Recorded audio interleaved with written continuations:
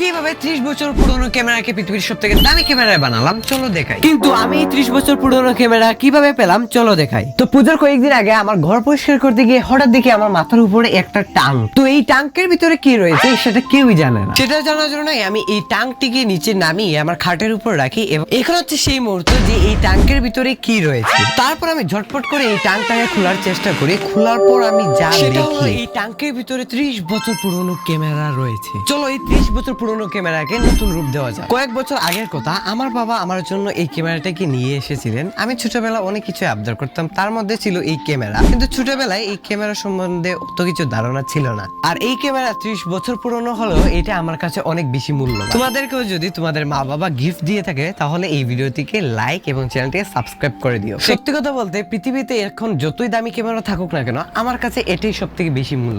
ক্যামেরাকে 10 এর ভিতরে কত রেট করবা অবশ্যই আমাকে কমেন্ট করে জানিও।